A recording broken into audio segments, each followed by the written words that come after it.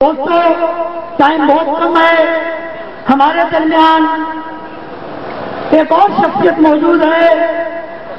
دوستوں پاکستان کے وہ لیڈر، وہ جوان، وہ پاکستان کا جنرل سیکرٹری جس نے 10 سال سے پاکستان کے لیے قربانیوں سے زندہ ہے۔ دوستوں کھڑے ہو کر محترم عثمان محترم بھرپور تالیوں دیتا ہے۔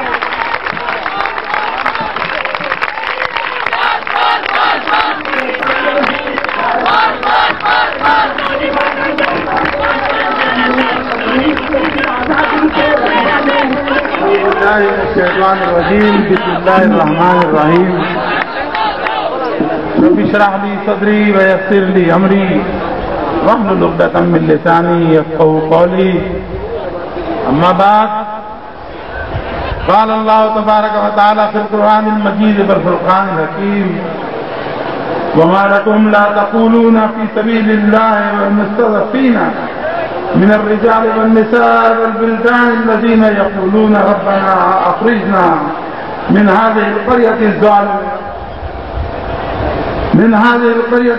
أهلها واجعل لنا من لدنك وليا واجعل لنا من لدنك نصيرا۔ میرے دوستو، یہ ایک آیت ہے اللہ تبارک و تعالیٰ نے ان مظلومین کے حوالے سے نازل کی ہے، اور ہمارے اور آپ کے لیے ایک سوال ہے۔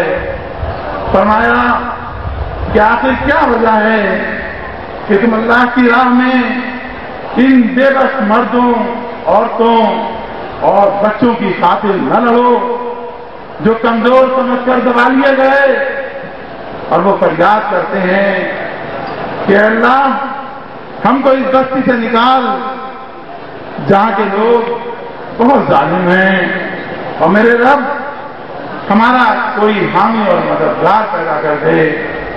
میرے دوستو، اللہ تعالیٰ نے یہ آیت صرف ثواب کے لیے نازل نہیں کی، یہ آیت ان لوگوں کے لیے ایک لائے عمل ہے، ان لوگوں کے لیے ایک راہ ہے، ایک راستہ ہے جو اس دھرتی سے ظلم کو مٹانے کے لیے نکل کھڑے ہوں۔ یہاں پر یہ جملے اس لیے نہیں کہے کہ تم ان کو پڑھو اور تمہیں بڑا اجر ملے، تم ان کی کردان کرو، تم ان کو رکھتے رہو، رمضان آئے تو 70,000 نیکیوں کے لیے اس کو کرو۔ میرے دوستو، اس کی صرف ایک وجہ ہے کہ دنیا میں جب بھی ظلم ہوا ہے تو ظالم نے ہمیشہ حق پرستوں کو دبایا ہے، ظالم نے ہمیشہ حق کی آواز بلند کرنے والوں کو دبایا ہے۔ اور یہ جو تذکرہ کیا گیا کہ ان مظلوم مردوں، عورتوں اور بچوں کو، ارے اگر جنگ ہوتی ہے تو مردوں سے ہوتی ہے، عورتوں اور بچوں سے نہیں۔ مردوں سے لڑا کرتے ہیں، بچوں پر کمزوروں پر حملے کرتا ہے، وہ ان لوگوں کو نقصان پہنچاتا ہے جن سے اپنے آپ کو نقصان پہنچانے کی توقع نہیں ہوتی۔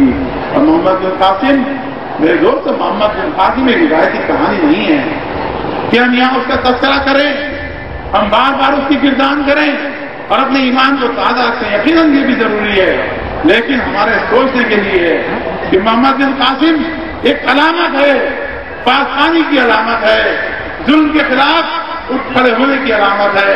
محمد بن قاسم جب اپنی بہن کی پکار سنتا ہے تو میرے دوستو، ہزاروں میل دور سے اس مقدس دھرتی تھی پر میں شعوری طور پر کہہ رہا ہوں بہت ہیں، لیکن آج محمد بن قاسم نظر نہیں آتا۔ آج بھی ظلم کا وہی انداز ہے کہ عورتوں اور بچوں پر ظلم کیا جاتا ہے، ان کو بے گھر کیا جاتا ہے، ان کو برباد کیا جاتا ہے، اور وہ بھی اسی طرح پکارتے ہیں کہ اللہ اس دھرتی کے، اس بستی کے باشندوں نے تو ظلم کی انتہا کر دی۔ میرے دوستو، آج ایک دیوت یہیں پر نہیں ہے، یہ دیوت ایک تاریخی کہانی ہے۔ آج تو پورا عالم، پوری دنیا دیوت بنی ہوئی ہے، فلسطین سے لے کر عراق تک اور عراق سے لے کر افغانستان تک ہر جگہ ناہید محمد بن قاسم کو پکار رہی ہے۔